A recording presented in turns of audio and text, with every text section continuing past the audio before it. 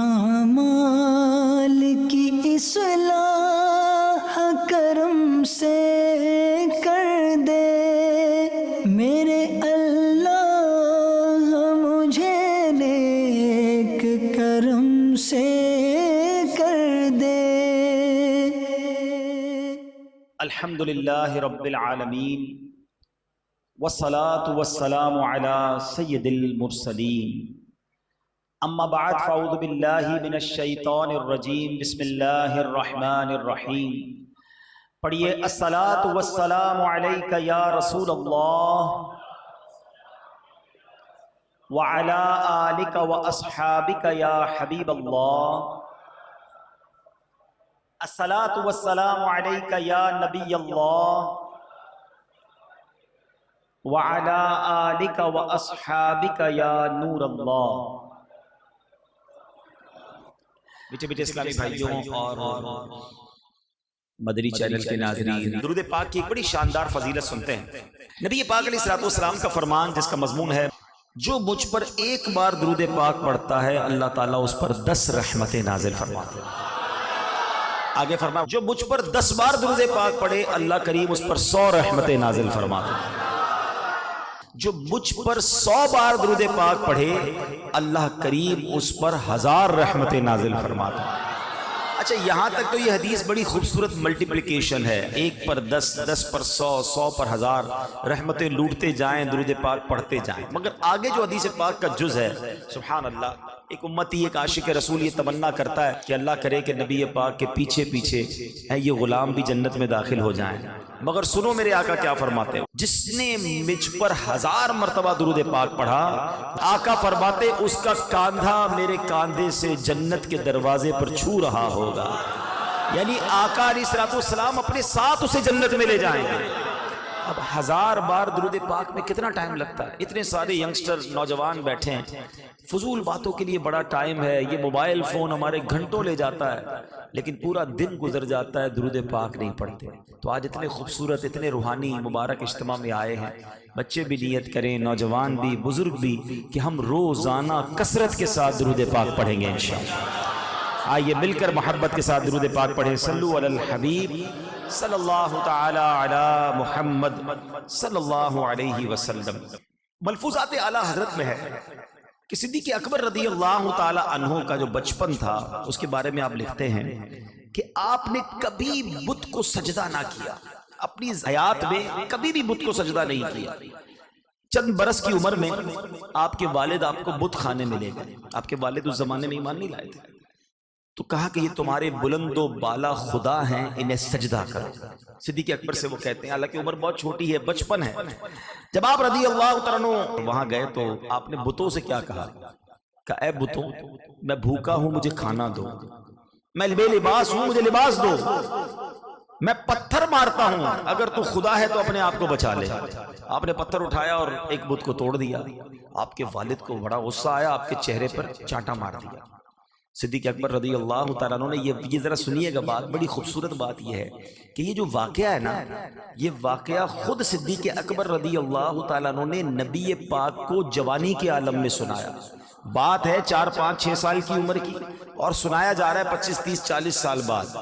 اچھا، ہمارے ساتھ بھی ایسا ہوتا ہے کہ ہمیں تو یاد نہیں ہوتا، ہمیں کوئی بتا رہا ہوتا ہے تم نے بچپن میں یہ کیا ہے، تم نے بچپن میں یہ کیا، ہم کہتے ہیں اچھا بھائی کیا ہوگا، گواہ تو کوئی نہیں اس زمانے کا۔ اب صدیق اکبر نبی پاک کو سنا رہے ہیں کہ والد صاحب نے مجھے چانٹا مارا، اور جب میرے والد صاحب نے میرے رخسار پر تماچا مارا، میری ماں کے پاس مجھے لے کر آئے اور یہ سارا واقعہ سنایا کہ دیکھو تمہارے بیٹے نے کیا کیا۔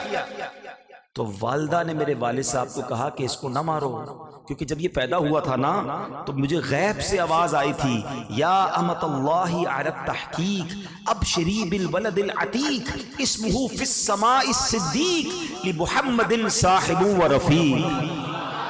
آپ کی ولادت کے وقت آپ کی والدہ نے یہ آواز سنی، اس کا مطلب کیا ہوا؟ اے اللہ کی سچی بندی، تجھے خوشخبری ہو، یہ بچہ عتیق ہے، آسمانوں میں اس کا نام صدیق ہے، اور محمد الرسول اللہ صلی اللہ علیہ وسلم کا یہ صاحب اور رفیق ہے۔ اچھا اب یہ جو کمال کی بات ہے نا، جو میں اس واقعے کی ایک اور خوبصورتی جو بتانا چاہتا ہوں، یہ واقعہ نبی پاک کی مجلس میں صدیق اکبر سنا رہے ہیں کہ حضور میرے بچپن میں یہ ہوا. آپ اور میں اگر کسی کو بچپن کی بات سنائیں تو کوئی گواہ نہیں ہوتا، یا تو بندہ ایمی بول رہا ہوتا یا سچ بھی بولتا، اگلا مانتا نہیں. صدیق اکبر نے جب یہ واقعہ ختم کیا، جبریل امین حاضر ہوئے اور عرض کرتے ہیں صدق ابو بکر وہو صدیق. حضور صدیق اکبر نے جو واقعہ سنایا وہ سچا ہے کیونکہ یہ صدیق ہے. شان دیکھیں کہ آپ کی تصدیق کے لیے جبریل امین حاضر ہو رہے ہیں نبی پاک کی بارگاہ. اللہ اکبر اللہ اکبر. یہ مرتبہ ہے سیدنا ابو بکر صدیق رضی اللہ تعالیٰ عنہ کا. نبی پاک کا قرب کب ملا؟ صدیق اکبر رضی اللہ تعالیٰ عنہ کی عمر تھی 18 سال، نبی پاک کی عمر مبارک تھی 20 سال. آپ دونوں کی عمر میں تقریباً 2 سال کا فرق ہے.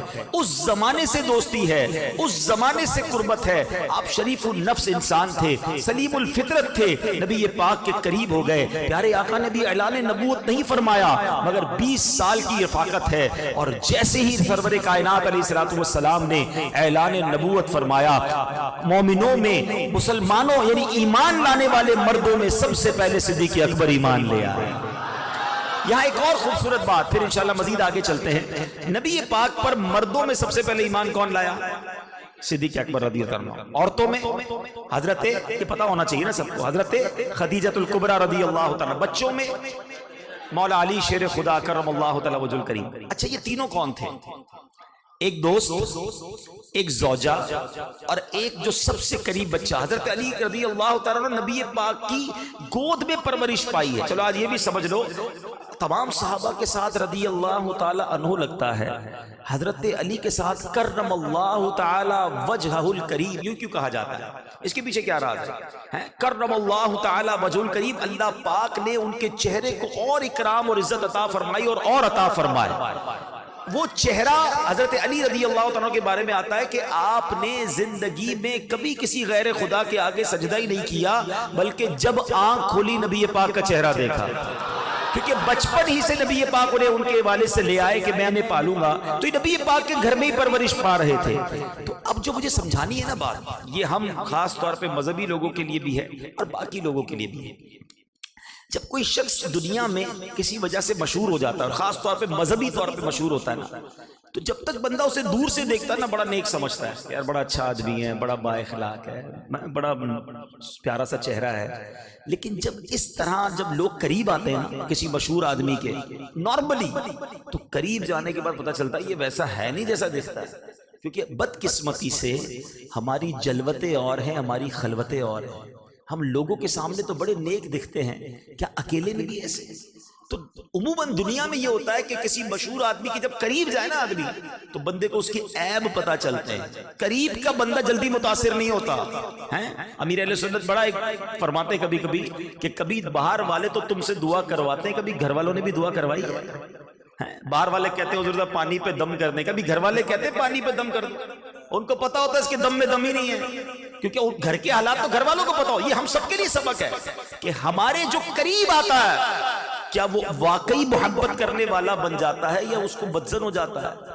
میرے نبی کی شان دیکھو، جو جتنا قریب گیا اتنا دیوانہ ہو گیا.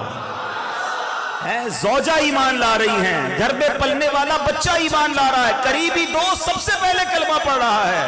اللہ اکبر. اللہ نے نبی پاک کی کیا شان ہے کہ جو جتنا قریب گیا سرکار علیہ الصلوۃ والسلام کا ویسا دیوانہ ہو گیا. اللہ قریب نبی پاک کا مجھے اور آپ کو فیضان عطا فرمائے کہ ہماری خلوتیں بھی اچھی ہوں، ہماری جلوتیں بھی اچھی ہوں. جو نیک لوگ ہوتے ہیں نا ان کا باطن اور ان کا اکیلا پن ظاہر سے اور اچھا ہوتا ہے. وہ لوگوں کے سامنے وہ عبادتیں نہیں کرتے جو اکیلے میں کر رہے ہوتے ہیں. اللہ کرے ہم لوگوں کے دکھانے کے لیے نہیں، اللہ کی رضا کے لیے عبادتیں کرنے والے بن جائیں. محفل میں روتے ہیں، محفل میں دعائیں کر کر کے گڑ گڑا رہے ہوتے ہیں. کبھی اکیلے میں ہوا ایسا کہ دل میں ہو یاد تیری، گوشے تنہائی ہو، پھر تو خلوت میں عجب انجمن آرائی ہو. کبھی ایسا ہوا کہ اکیلے میں آقا کی یاد آئی ہو، اکیلے میں مدینے کی یاد میں آنسو بہے ہوں. کبھی رات اکیلے کروٹیں بدلتے گزری ہو کہ حضور آج آپ کی یاد تڑپا رہی ہے. اللہ ایسا عشق رسول بھی دے، ایسا خوف خدا بھی عطا فرمائے. میرا موضوع نہیں ہے مگر اشارہ کر کے گزر رہا ہوں. ایک حدیث پاک ہے جس کا مضمون ہے اللہ کریم بروز قیامت جن خوش نصیب لوگوں کو اپنے عرش کا سایہ نصیب کرے گا، ان میں ایک کیٹیگری یہ بھی بیان ہوئی، ایک خوش نصیب کا ذکر وہ بھی ہوا جو اکیلے میں اللہ کو یاد کرے اور اس کی آنکھوں سے آنسو بہ نکلے۔ اللہ اکیلے میں اپنی یاد میں رونے والے کو قیامت کے دن اپنے عرش کا سایہ نصیب کرے گا۔ اللہ کرے کہ ایسی خلوت نصیب، اکیلے میں تو فلمیں دیکھنی ہے نا، اکیلے میں تو ہم ہیں اور ہمارا موبائل ہے، نہ جانے کتنے حرام کام کروا رہا ہے۔ نہیں میرے میٹھے اسلامی بھائیوں، ہم اکیلے بھی ہیں تو رب دیکھ رہا ہے، دروازہ بند ہے جب بھی رب دیکھ رہا ہے، بتی لائٹ آف ہے جب بھی رب دیکھ رہا ہے، کانوں میں ہیڈ فون لگا ہے کوئی برابر والا سن نہ لے، جب بھی رب دیکھ رہا ہے کہ میں کیا کر رہا ہوں۔ اللہ کرے کہ جناب صدیق اکبر کے صدقے ہمیں خوف خدا نصیب ہو جائے۔ بہرحال صدیق اکبر رضی اللہ عنہ کی سچی بات ہے، میں سچ بتاؤں جب بھی ان کے موضوع پر بیان کرنے کا موقع ملتا ہے نا تو خیال یہ آتا ہے کہ ہماری تو اوقات بھی نہیں ہے، ہمارے پاس تو الفاظ بھی نہیں ہیں، اس ہستی کے بارے میں ہم کیا کہیں جو نبی پاک کے ایسے قریبی ساتھی، افضل البشر بعد الانبیاء بالتحقیق، تمام انبیاء اور رسل کے بعد ساری امت میں بلکہ پچھلی بھی ساری امتوں میں سب سے افضل اگر کوئی ہستی ہیں تو وہ صدیق اکبر رضی اللہ تعالیٰ۔ اچھا اگر کوئی کہے اتنی بڑی بایوگرافی ہے، اتنی بڑی ہسٹری ہے، ایک شعر میں بیان کر دیں، صدیق اکبر رضی اللہ تعالیٰ عنہ کو اگر ایک شعر میں بیان کرنا ہو کہ ان کی زندگی کیا تھی تو بیسیکلی میں ایک شعر اعلیٰ حضرت کا پڑھ دیتا ہوں، ایک شعر ایک اور شاعر، دونوں شعر کمال کے ہیں۔ سیدی اعلیٰ حضرت لکھتے ہیں، نہ انہیں جانا انہیں مانا نہ رکھا غیر سے، واللہ صدیق اکبر کی زندگی صرف یہی تھی، بس آقا ہی سب کچھ تھے، انہیں جانا انہیں مانا نہ رکھا غیر سے، بس نبی پاک کے لیے زندگی گزاری، للہ الحمد میں دنیا سے مسلمان۔ ایک اور شاعر لکھتے ہیں نا، میرے تو آپ ہی سب کچھ ہے رحمت عالم، میرے تو آپ ہی سب کچھ ہے رحمت عالم، میں جی رہا ہوں زمانے میں آپ ہی۔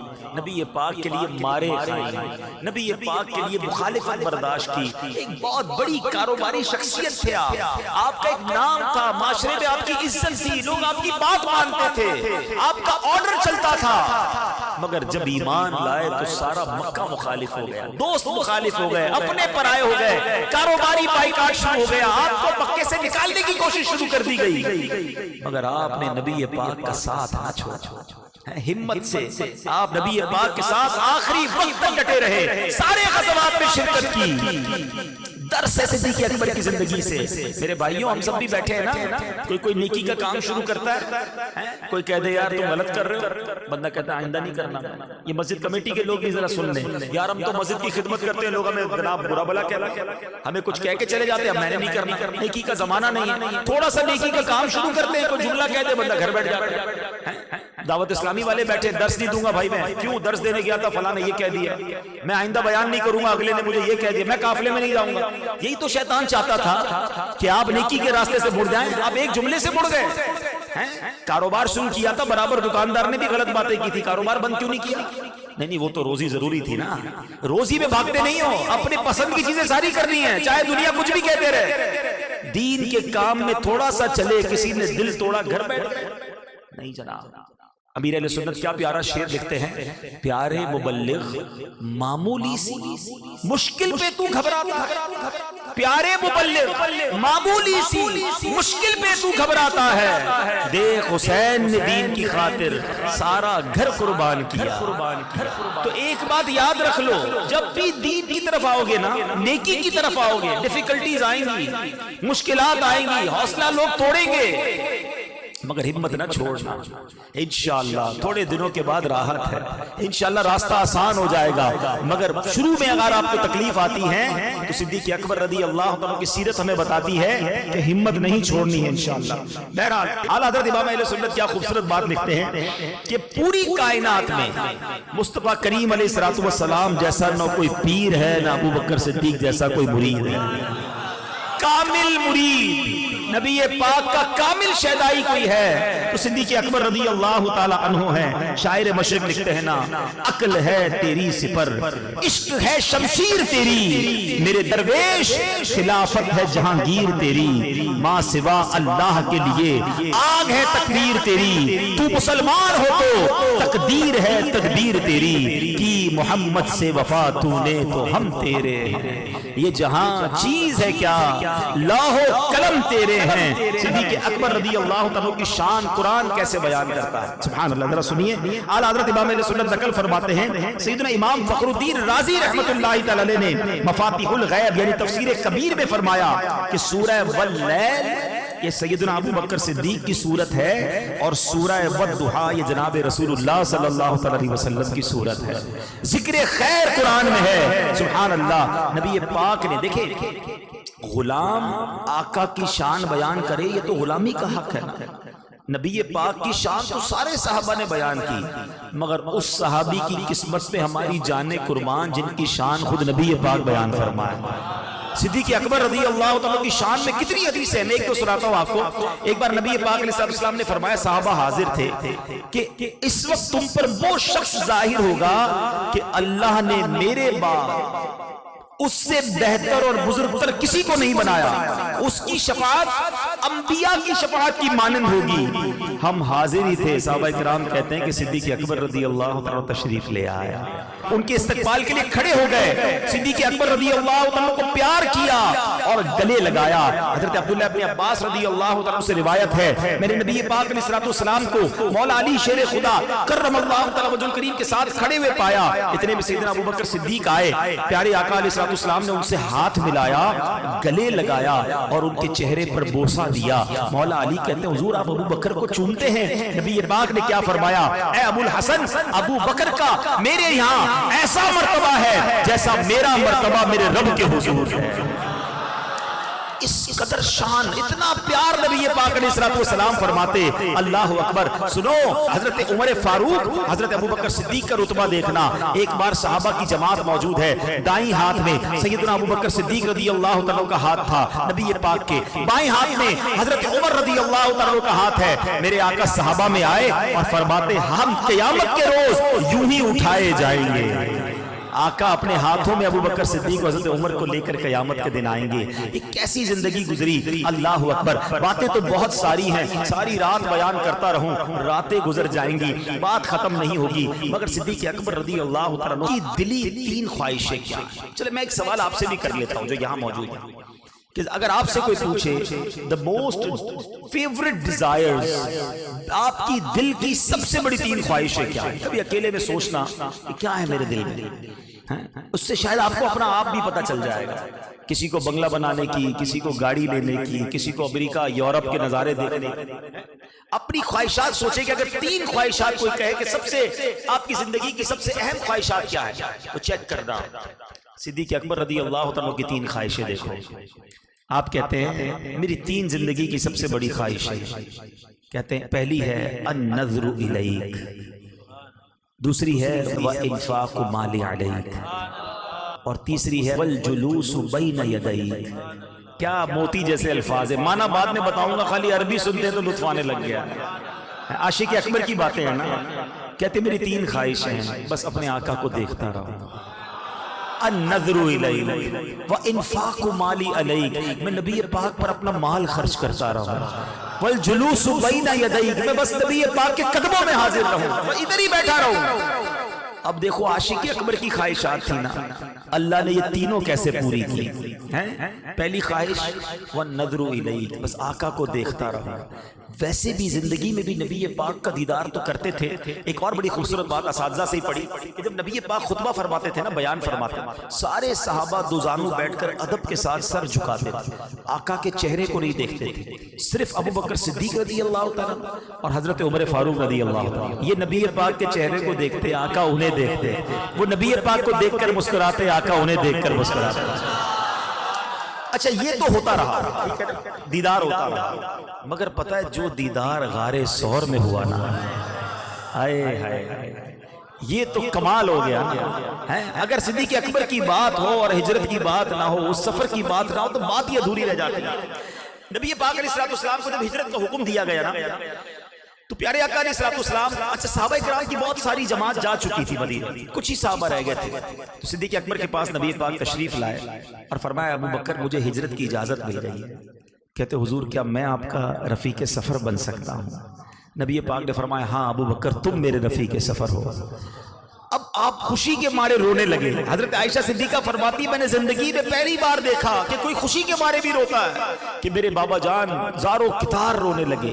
اب یہ سفر شروع ہوا، ذرا غور کیجئے گا، مکے مدینے آج بھی بہت سارے لوگ جاتے ہیں، گاڑیاں ہوتی ہیں، بڑا خوشی کا سما ہوتا ہے، مدینے جا رہے ہیں بھائی، بڑے جس کو کہتے ہیں نا ہماری میمنی میں واجے گاجے کے ساتھ خوشیوں کے ساتھ جا رہے ہوتے ہیں، مگر یہ خوف کا سفر تھا، بتانا نہیں تھا کسی کو، رات کو سفر کے لیے گئے۔ اچھا یہ سفر بھی جو ہے نا یعنی مکے سے مدینے کا راستہ اور تھا، نبی پاک آج کے حساب سے جدہ کی طرف گئے، یعنی ایک ایسا راستہ اختیار کرنا تھا کہ جو دوسروں کو پتہ نہ ہو، نارمل راستہ نہیں تھا۔ اچھا وہاں سے ہوتے ہوئے اس سے پہلے غار ثور میں چلے گئے۔ اب غار ثور جو نہیں گئے ان کو تو نہیں پتا، چڑھے انہیں پتا ہے کہ کتنا اونچا ہے، آج بھی مشکل ہے۔ اب نبی پاک علیہ الصلوۃ والسلام جب اس غار کی طرف جا رہے ہیں، صدیق اکبر عرض کرتے ہیں کہ حضور آپ میرے کاندھے پہ تشریف لے آئے۔ یقین کریں آج کے دور میں اکیلے چڑھنا آسان نہیں ہے، نبی پاک کو کاندھے پہ سوار کیا کہ کہیں آقا کے قدموں میں کانٹے نہ لگ جائیں۔ اچھا اس سے پہلے جب غار ثور کی طرف جا رہے تھے نا، صدیق اکبر نے ایک بڑا نرالا انداز اپنایا، پہلے آگے چلتے پھر پیچھے چلتے۔ نبی پاک نے کہا ابو بکر یہ کیا کر رہے ہو؟ کہتے حضور جب مجھے خیال آتا ہے کہ دشمن آگے سے حملہ کر دے گا میں آگے آ جاتا ہوں، جب یہ خیال آتا ہے دشمن پیچھے سے حملہ کرے گا حضور میں پیچھے آ جاتا ہوں۔ کہا کہ اے ابو بکر تمہارا خیال یہ ہے کہ دشمن جب مجھ پر حملہ کرے تو تمہیں تکلیف ہو مجھے نہ ہو؟ کہ واللہ حضور میری یہی خواہش ہے کہ آپ پر کسی طرف سے بھی حملہ ہو تو پہلے ابو بکر اس کو سہے۔ اللہ اکبر، نبی پاک نے ابو بکر صدیق کے لیے جنت کی دعا فرمائی۔ اب جب پہاڑ پر چڑھنے کا وقت آیا صدیق اکبر نے کاندھوں پہ اٹھایا۔ یہ واقعہ بہت طویل ہے، بڑے جزیات ہیں، میں بڑی سپیڈ سے بیان کروں گا۔ اوپر جاتے ہیں، غار کے اندر جانے سے پہلے، غار ویسے ہی بڑا خوفناک ہوتا ہے، نہ جانے کتنے جانور اندر پہلے سے موجود ہوں۔ میں غار ثور کے اندر بھی گیا ہوں، جب تک گیا نہیں تھا مجھے یہ سمجھ نہیں آتی تھی، مگر وہاں جا کر سمجھ آئی کہ صدیق اکبر نے کیسے مزے لوٹے۔ وہ واقعی ایسا غار ہے کہ اگر دو بندے بیٹھ جائیں تو پیر سے پیر ٹکراتا ہے، سانس سے سانس ٹکرا رہی ہے، اتنی چھوٹی سی جگہ ہے۔ 3 دن اور 3 راتیں اللہ کے حبیب کے ساتھ ہیں، مگر سنو کیا کیا آپ نے، آپ اندر گئے، غار کو صاف کیا، محبوب کی آمد ہے، گویا تیاری کر رہے ہیں، دیکھا بہت سارے سوراخ ہیں، اپنی چادر کے ٹکڑے کیے، ہر سوراخ میں اپنی چادر کا ٹکڑا ڈالا، 1-2 سوراخ باقی رہ گئے، اپنا پیر رکھ دیا کہ حضور تشریف لائیں۔ طویل واقعہ ہے، نبی پاک تھک چکے تھے، آرام فرمائیے۔ آقا نے صدیق اکبر رضی اللہ تعالیٰ کی گود میں آرام فرمایا، اور اب سانپ ہے، جو بھی دیدار مصطفیٰ چاہتا ہے، بڑی کوشش کی کہ صدیق اکبر انگوٹھا ہٹا لے، آپ نے انگوٹھا نہ ہٹایا، اور اب حضرت صدیق اکبر کے انگوٹھے پر وہ سانپ کاٹتا ہے، زہر ہے۔ اب سوال یہ ہے صدیق اکبر سے بڑا مفتی کون ہوگا؟ فتویٰ یہ ہے کہ جان بچانا فرض ہے۔ صدیق اکبر نبی پاک کو عرض کر سکتے تھے کہ حضور سانپ نے کاٹ لیا ہے، آپ تھوڑی دیر کے لیے بیدار ہو جائیں تاکہ کچھ علاج کر لیا جائے۔ آپ کے عشق نے گوارا نہ کیا، عشق کہتا ہے جان جاتی ہے تو چلی جائے، نبی پاک کے آرام میں خلل نہیں آنا چاہیے۔ مگر تکلیف کے عالم میں آنکھوں سے آنسو بہتے ہیں، اور وہ آنسو نبی پاک کے رخسار پر گرتے ہیں۔ آقا آنکھیں کھولتے ہیں، ابو بکر کس بات نے رلایا؟ کہ حضور سانپ نے کاٹ لیا ہے۔ اللہ اکبر، نبی پاک نے کیا کیا؟ اپنا مبارک لعاب دہن نکالا اور صدیق اکبر کے انگوٹھے پر لگا دیا۔ صدیق اکبر کا وہ زہر کا درد جاتا رہا۔ سبحان اللہ۔ یہ 2 واقعات کو بیان کر کے پھر اعلیٰ حضرت کے اشعار کی طرف چلتے ہیں۔ یہ ایک واقعہ ہے جہاں صدیق اکبر نے جان قربان کی، مقام صحبہ پر مولا علی کی گود میں جب نبی پاک آرام کر رہے تھے، سورج ڈوب رہا ہے، مولا علی سے بڑا عالم کون ہوگا؟ یہ تو وہ عالم ہیں جن کے بارے میں نبی فرماتے ہیں صلی اللہ تعالیٰ علیہ وسلم، میں علم کا شہر ہوں اور علی اس کا دروازہ ہے۔ ارے مولا علی کو معلوم تھا نماز پڑھنا فرض ہے، مگر عشق علی نے گوارا نہ کیا، نماز جاتی ہے تو جائے، محبوب کے آرام میں خلل نہیں پڑنا چاہیے۔ پیارے آقا کی آنکھ کھلی، چہرہ افسردہ ہے، اے علی کیوں افسردہ ہو؟ عرض کرتے حضور جب سے ایمان لایا ہوں علی کی کوئی نماز قضا نہیں ہوئی، حضور آج سورج ڈوب گیا ہے، عصر قضا ہو گئی ہے۔ اللہ کے حبیب نے ہاتھ اٹھائے، ہاتھ کیا اٹھنے تھے، سورج کو واپس پلٹا دیا۔ پھر عصر کا وقت آتا ہے، پھر مولا علی نماز پڑھتے ہیں۔ یہ 2 عظیم واقعات ہیں، 2 سب سے بڑے ہم کہہ سکتے مفتیوں کے واقعات ہیں، اعلیٰ حضرت کا قلم کیسے خاموش رہ سکتا ہے؟ اعلیٰ حضرت سے سوال ہوا کہ حضور ذرا یہ بتائیے، جان بچانا فرض، کتابوں میں تو یہ لکھا ہے، نماز پڑھنا فرض، سب سے اولین فرض، یہ دونوں نے کیا کیا؟ ایک نے جان خطرے میں ڈال دی، ایک نے نماز جانے دی۔ اچھا یہاں ان لوگوں کے لیے بھی جواب ہے جو کہتے بتاؤ کدھر لکھا ہے؟ ہاں حوالہ پیش کرو۔ او اللہ کے بندو، عشق کی باتیں دلوں میں لکھی جاتی ہیں۔ کون سی کتاب میں لکھا تھا کہ ابو بکر صدیق جان نہ بچاتے؟ کدھر مسئلہ لکھا تھا کہ مولا علی نماز قضا کرتے؟ ان دونوں نے فیصلہ کیا کہ عشق کا کام یہ ہے کہ نبی پاک کی اطاعت ضروری ہے۔ اعلیٰ حضرت اپنے 4 شعر میں مسئلہ ہی حل کر دیتے ہیں۔ آپ فرماتے ہیں مولا علی نے واری تیری نیند پر نماز، اور نماز بھی کون سی؟ اساتذہ جانتے ہیں کہ عصر کو سب سے خطر والی اہم نماز کہا گیا۔ مولا علی نے واری تیری نیند پر نماز، اور وہ بھی عصر سب سے جو اعلیٰ خطر کی ہے۔ صدیق بلکہ غار میں جان ان پہ دے چکے، اور حفظ جان تو جان فروز غرر کی ہے۔ ارے جان بچانا تو فرض تھا، مگر نبی پاک نے کیا کیا؟ نہ ان کی نماز جانے دی، نہ ان کی جان جانے دی۔ ہاں تو نے انہیں جان، انہیں پھیر دی نماز، پر وہ تو کر چکے جو کرنی بشر کی ہے۔ ان دونوں نے اپنے حصے کا کام کر لیا۔ اب یہ پورا بیان کرنے کے بعد اعلیٰ حضرت نے نچوڑ نکال کر دیا جو اپنا عقیدہ مضبوط کر لو۔ اعلیٰ حضرت کہتے ہیں ثابت ہوا کہ جملہ فرائض فروع ہیں۔ یہ سارے فروع فرائض جو ہے نا یہ شاخیں ہیں، اصل کیا ہے؟ ثابت ہوا کہ جملہ فرائض فروع ہیں، اصل الاصول بندگی استاجور کی ہے۔ ارے آقا راضی ہے تو رب راضی ہوگا۔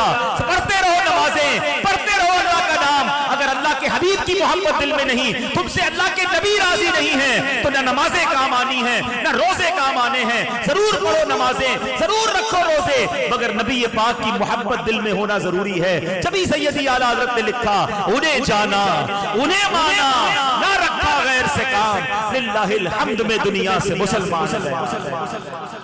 تو اب پہلی خواہش النظر الیہ، آئے ہائے کیسے پوری ہوئی؟ کتابوں میں ایک جملہ میں نے پڑھا کہ وہ عبادت جو صدیق اکبر نے غار ثور میں نبی پاک کے دیدار والی عبادت کی نا، جب آقا گود میں تھے، ٹرائی ٹو انڈرسٹینڈ، ذرا ریئلائز کرو، جب کوئی کسی کی گود میں ہوتا ہے دیدار کیسا ہوتا ہے؟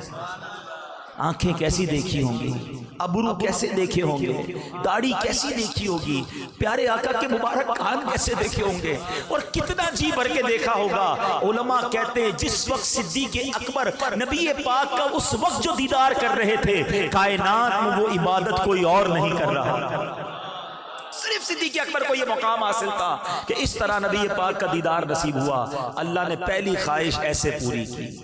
دوسری خواہش وَإِنفَاقُ مَالِي عَلَيْكَ، حضور آپ پر مال خرچ کرتا رہو، بس میری یہ خواہش ہے۔ آپ نے ایک بار نہیں، ایک سے زائد بار نبی پاک کی بارگاہ میں اپنا سارا مال پیش کیا۔ غزوہ تبوک کس کو یاد نہیں ہے؟ غزوہ تبوک کا موقع ہے۔ غزوہ تبوک کو یہ جیش اسرت بھی کہا جاتا ہے۔ اس کی وجہ کیا ہے؟ اسرت کہتے تنگی کو، یہ تنگی والا غزوہ تھا۔ اور میں تبوک جب گیا، یقین کرے اتنے عرصے سے پڑا ہوا تھا غزوہ تبوک کو، لیکن جب میں تبوک گیا تو اندازہ ہوا یہ کتنا دور ہے۔ مدینہ شریف سے 850-900 کلومیٹر دور۔ آج بھی گاڑی میں جاؤ تو 12 گھنٹے لگتے ہیں، اونٹ پر اور گھوڑوں پر کتنا ٹائم لگتا ہوگا۔ گرمیوں کے دن تھے، مسلمانوں کے پاس سامان نہیں تھا۔ اللہ کے حبیب علیہ السلام نے اعلان کیا اللہ کی راہ میں صدقہ دو، خرچ کرو۔ صحابہ کا ذہن بھی دیکھو کیسے، جو کلام پڑھا گیا نا واقعی کمال کا کلام تھا۔ واقعی صحابہ ہی ہیں، ہر صحابی نبی، ہماری جانیں قربان ان صحابہ پر، کمال صحابہ تھے۔ صحابہ کرام، حضرت عمر کا ذہن دیکھیں، کہتے تھوڑے پیسے زیادہ ہیں، آج موقع ہے صدیق اکبر سے آگے بڑھنے کا۔ اچھا ہمارے پاس پیسے زیادہ، ہم کہتے ہیں آج موقع آگے بڑھنے کا، نئی والی موٹر سائیکل لوں گا، اس سے اچھے ماڈل کا موبائل لوں گا، اس سے اچھے ملک میں جاؤں گا۔ ہم دنیا کے کمپٹیشن میں مارے گئے۔ صحابہ کا کمپٹیشن بھی کیسا؟ نیکیوں والا کمپٹیشن۔ کہتے نبی پاک نے مانگا ہے اسلام کے لیے اپنا آدھا مال لے کے چلے جائے، کہ حضور آدھا مال لے کر آیا ہوں۔ نبی پاک علیہ السلام نے سوال کیا کہ اے عمر گھر والوں کے لیے کیا چھوڑا ہے؟ کہتے حضور گھر والوں کے لیے آدھا چھوڑ کر آیا۔ کہتے ہیں مجھے انتظار تھا کہ صدیق اکبر رضی اللہ عنہ کیا لاتے ہیں۔ اچھا ایک اور بات سمجھنے والی ہے، حضرت عمر رضی اللہ عنہ کو جو مال تھا نا وہ دکھنے میں زیادہ تھا، حضرت ابوبکر صدیق جو مال لے کر آئے نا وہ تھوڑا تھا. تو آپ تو ہو سکتا ہے اس وقت دل میں خیال آیا ہو کہ آج لگتا ہے ابوبکر صدیق سے میں آگے بڑھ جاؤں گا. سیدنا ابوبکر صدیق مال لے کر آئے، اللہ کے حبیب علیہ الصلوۃ والسلام فرماتے ہیں کہ ابوبکر کیا لائے ہو؟ کہتے حضور گھر میں جو کچھ تھا سب لے آئے. اے ابوبکر گھر والوں کے لیے کیا چھوڑا ہے؟ کہتے حضور گھر والوں کے لیے اللہ اور اس کا رسول کافی ہے. وہ شاعر لکھتا ہے نا، اتنے میں وہ رفیق نبوت بھی آ گیا جس سے بنائے عشق و محبت ہے استوار، لے آیا اپنے ساتھ وہ مرد وفا سرشت، ہر چیز جس سے چشم جہاں میں ہو اعتبار. اے تجھ سے دیدہ مہو انجو فروغ گیر، اے تیری ذات باعث تکوین روزگار. پروانے کو چراغ تو بلبل کو پھول، بس صدیق کے لیے ہے خدا کا رسول. بس کہتے حضور بس آپ اللہ اور اس کے رسول کو چھوڑ آیا.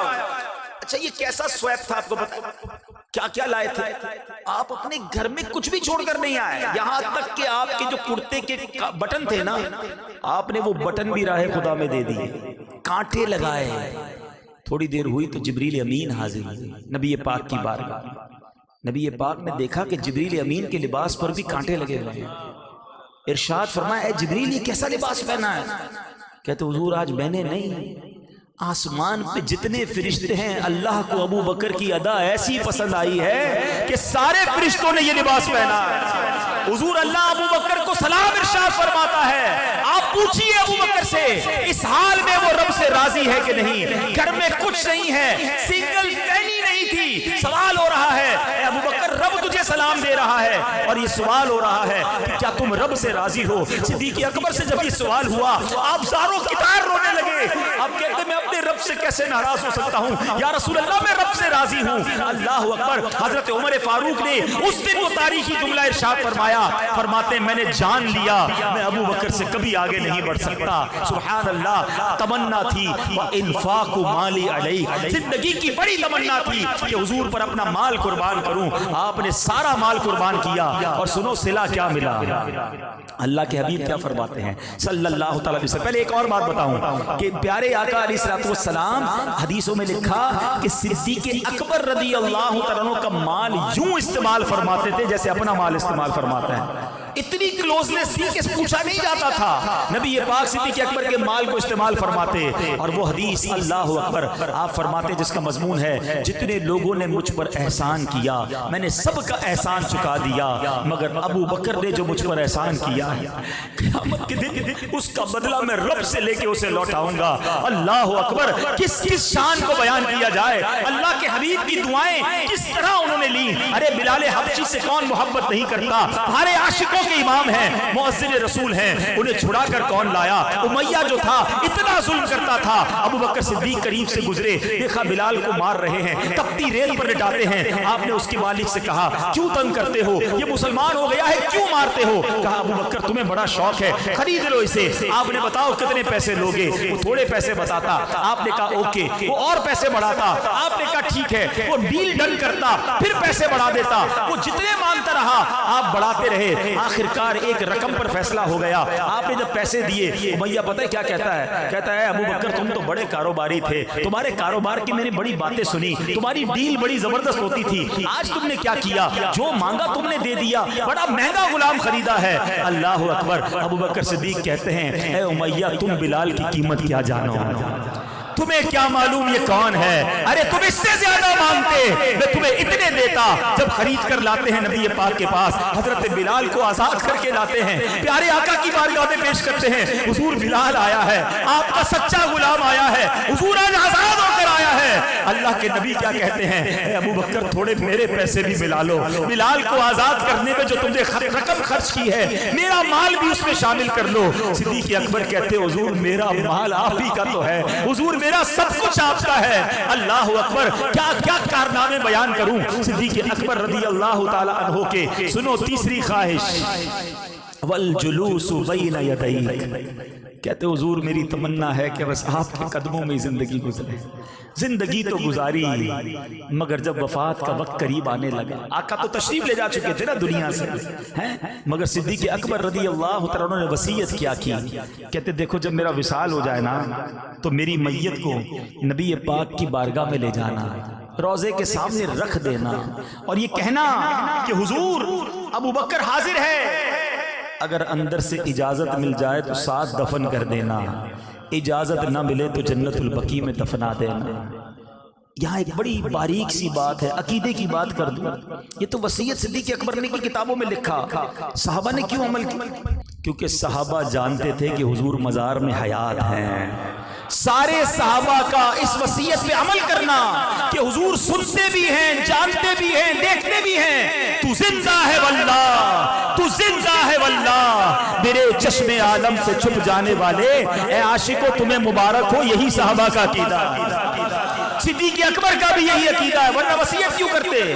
کہتے مزار پہ لے جانا، عرض کرنا حضور آپ کا یار حاضر ہے، ابو بکر حاضر ہے، اجازت دیں تو اندر لے جانا ورنہ بقیع میں دفنا دینا. صحابہ نے اس وصیت پر عمل کیا. آپ کی میت کو نبی پاک کے روضے کے سامنے رکھا گیا اور عرض کیا گیا السلام علیک یا رسول اللہ، ابو بکر حاضر ہے. سنو، دروازہ کھلتا ہے، تالا کھلتا ہے اور اندر سے آواز آتی ہے ادخل الحبیب الی الحبیب فإن الحبیب الی الحبیب مشتاق. اب حبیب کو حبیب کے پاس لے آؤ کیونکہ حبیب کو حبیب سے ملنے کا اشتیاق ہے. صدیق اکبر آج مزار میں بھی نبی پاک کے ساتھ موجود ہیں. والجلوس بین یدیک، ارے آج بھی آقا کے پاس ہیں، آج بھی روضہ انور کے اندر ہیں. عاشق اکبر نے 3 تمنائیں بتائی تھیں، اللہ نے وہ تینوں کیسی پوری کی. دنیا میں کروڑوں لوگ جب بھی روضہ رسول پر جاتے ہیں الصلاۃ والسلام علیک یا رسول اللہ عرض کرتے ہیں اور پھر صدیق اکبر کو بھی سلام کرتے ہیں، عمر فاروق رضی اللہ عنہ کو بھی سلام کرتے ہیں. کیا مقدر پایا ہے. اور جیسا کہ میں نے بتایا کہ نبی پاک نے فرمایا کہ قیامت کے دن بھی دائیں ہاتھ میں ابو بکر کا ہاتھ ہوگا، بائیں ہاتھ میں حضرت عمر کا ہاتھ ہوگا. اور صحابہ دیکھ لو ہم محشر کے دن بھی ایسے آئیں گے تو کیا مقدر پایا. ہم کیوں نہ ان سے محبت کریں جو اللہ کے حبیب کے محب ہیں. اللہ کریم صدیق اکبر کے صدقے ہمیں سچا عشق رسول عطا فرمائے. واقعات تو بہت سارے ہیں، جیسا کہ میں نے کہا بیان ہی بیان کرتے چلے جائیں، لیکن یہ تمام باتیں ہم سب کو درس دیتی ہیں. ایک حدیث پاک ہم نے بہت بار سنی ہوگی کہ کامل مومن ہونے کا پیرامیٹر کیا ہے، کیسے پتا چلے میں اور آپ کامل مومن ہیں. تو اللہ کے حبیب فرماتے ہیں لا یؤمن احدکم حتی اکون احب الیہ من والدہ وولدہ والناس اجمعین. تم میں سے کوئی اس وقت تک کامل مومن نہیں ہو سکتا جب تک میں اس کے نزدیک اس کے والد، اس کی اولاد اور تمام لوگوں سے زیادہ محبوب نہ ہو جاؤں. کیا ہم ایسے ہیں پکے مومن ہیں؟ ہمارے بچے کی شادی ہوتی ہے تو سارے عشق رسول بھول جاتے ہیں، گھر میں ڈھول تماشے بے حیائی غلط کام سارے ہو رہے ہوتے ہیں. کیا کروں جناب، فیملی کو بھی تو سمجھانا پڑتا ہے، فیملی کے لیے کرنا پڑتا ہے. کہاں گیا تمہارا عشق رسول؟ صدیق اکبر کیسے سچے عاشق ہیں کہ آپ کے بیٹے عبد الرحمن جو ہے نا ایک غزوے کے موقع پر کہتے ہیں کہ بابا جان آپ، وہ دوسری طرف سے آئے تھے، دشمنوں کی طرف سے آئے تھے، کہتے بابا جان ایک موقع آیا تھا کہ آپ میری تلوار کے نیچے آ گئے تھے مگر میں نے چھوڑ دیا، آپ میرے والد ہیں. کہ بیٹا اگر تم میری تلوار کے نیچے آتے تو میں نے نہیں چھوڑنا تھا، کیونکہ تم اس وقت میرے نبی کے دشمن کی فوج سے آئے تھے. اولاد بھی نہیں چلے گی، فیملی بھی نہیں، سب سے پہلے نبی پاک علیہ الصلوۃ والسلام. یہ سکھا رہی ہے سیرت صدیق اکبر رضی اللہ تعالیٰ کی. ہم سب کو، ہم نعرے تو بڑے لگاتے ہیں غلامی رسول میں موت بھی قبول ہے. مجھے تو یہ سمجھ نہیں آتا جس کو موت قبول ہے اس کو غلامی رسول میں اس کی نماز کیسے قضا ہو جاتی ہے؟ اس کا چہرہ کیوں سنت رسول والا نہیں ہے؟ اس کا لباس کیوں سنت رسول والا نہیں ہے؟ اس کے کردار میں اتنے حرام کام کیسے آ گئے کہ نبی پاک کا غلام بھی حرام روزی کمائے گا، شراب پیے گا، نشہ کرے گا، جوا کھیلے گا، بدکاری کرے گا، نامحرم لڑکیوں عورتوں سے دوستیاں لگائے گا. یہ کیسا عشق رسول ہے؟ یاد رکھو اگر نبی پاک ناراض ہو گئے نا پھر کوئی نہیں ہے، پھر کس کے پاس جائیں گے؟ آقا کا راضی ہونا ہی ہماری شفاعت کے لیے ضروری ہے. تو کوئی ایسا کام نہ کریں. اور پھر خاص طور پر آج کل تو ایک عجیب فینومینا ہے، بھائی میں تو سب کی سنتا ہوں. کیوں سب کی سنتے بھائی؟ ہمیں نہیں سننی سب کی. جو رسول پاک کا سچا عاشق ہے میں اسی کی سننی ہے. ہاں یہ اس طرح کی ادھر ادھر کی باتیں سن کے دماغ میں پھر فطور آ جاتا ہے. تو عشق رسول جس کے سینے میں ہے وہی ہمارا امام بن سکتا ہے. تو ہمیں الحمدللہ عاشقان رسول کی صحبت اختیار کرنی چاہیے، اور اس کے لیے دعوت اسلامی کا مدنی ماحول آپ کے سامنے ہے جو پکڑ پکڑ کر ہمیں اللہ کے دین کی طرف، سنتوں کی طرف، نمازوں کی طرف، نبی پاک کے عشق کی طرف لاتا ہے۔ تو پلیز دعوت اسلامی کا ماحول اپنائیے، اس ماحول میں بیٹھیے، انہی کے دوست بنا لیجیے۔ اور ماشاءاللہ مدنی قافلہ جو ہوتا ہے یہ سمجھ لیں کہ ایک ایسی ٹریننگ ہوتی ہے کہ جس میں ہم مسجد میں رہتے ہیں، 3 دن نمازیں پڑھتے ہیں، گناہوں سے بچتے ہیں، عشق رسول سنتیں بتائی جاتی ہیں، سنتوں پر عمل کریں گے تو عشق رسول سیکھنا۔ آپ کو کبھی کبھی ہوتا ہوگا یعنی دعوت اسلامی والے اتنی سنتیں بتاتے ہیں، ہر بار سنت، یہ بھی سنت ہے، یہ بھی سنت ہے، یار اتنا ضروری تو نہیں ہے۔ یہ ایک الگ کہانی ہے کہ پتہ نہیں لوگوں کے دماغ میں ڈالا جا رہا ہے کہ جناب سنت ہی ہے نا، فرض تو نہیں ہے۔ معاذ اللہ، سنت سے منہ موڑنے کا مطلب سمجھتے ہو؟ حدیث پاک آپ نے سنی ہوگی، فمن رغب عن سنتی فلیس منی، جس نے میری سنت سے منہ موڑا وہ مجھ سے نہیں۔ اور وہ کتنی پیاری حدیث ہے کہ جس نے میری سنت سے محبت کی اس نے مجھ سے محبت کی، اور جس نے مجھ سے محبت کی وہ میرے ساتھ جنت میں جائے گا۔ 2 راستے ہو گئے نا۔ ابھی ہم قائد آباد میں موجود ہیں، ایک کدھر جا رہا ہے، ٹھٹھا گارو جا رہا ہے، ایک کراچی شہر کی طرف جا رہا ہے۔ اب آپ نے جانا کدھر ہے طے کر لینا۔ ایک راستہ ہے سنت پر عمل کرنے والا جس میں آقا فرماتے ہیں جنت میں ساتھ لے جاؤں گا، ایک راستہ ہے جو سنت سے منہ موڑنے والا اور آقا فرماتے فلیس منی، وہ ہم میں سے نہیں ہے۔ طے آپ نے کرنا ہے کہ سنت والا راستہ اپنانا یا بغیر سنت والا۔ تو آ جائیں، دعوت اسلامی کا سنت و بڑا ماحول آپ کے لیے ہے۔ صلو علی الحبیب صلی اللہ تعالی علی محمد صلی اللہ علیہ وسلم۔ میرے اعمال کی اصلاح کرم سے